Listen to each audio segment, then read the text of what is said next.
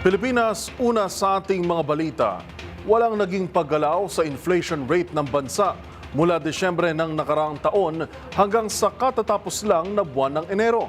Nananatili ito sa 2.9% batay sa pinakahuling tala ng Philippine Statistics Authority o PSA. Ang mga naitalang bilang ihahatid ni Dustin Bayog.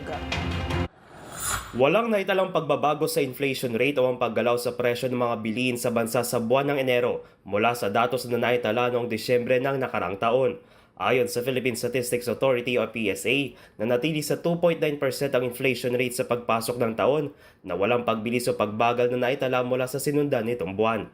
Paliwanag ni PSA Undersecretary at National Statistician na si Dennis Mapa, pinakamalaking nakaambag ang food at non-alcoholic beverages sa kabuang inflasyon na mayroong 50.3% share. Pangunahing dahilan dito ang gulay at tubers, partikular ang kamatis na sinundan ng karneng baboy at ng isdang galunggong. Bukod dito, nakaambag din sa kabuang inflasyon ng housing, water, electricity, gas at iba pang fuel na mayroong 16.5% share, particular sa bayad ng renta ng bahay, tubig at ng LPG. Samantala, nakapagtala naman ng 2.8% inflation rate ang National Capital Region na mas mababa na kumpara sa naitalang 3.1% noong Disyembre nakaraang taon. Para sa MBC TV Network News, ito si Dustin Bayog ng DZRH TV, una sa Pilipinas, una sa Pilipino.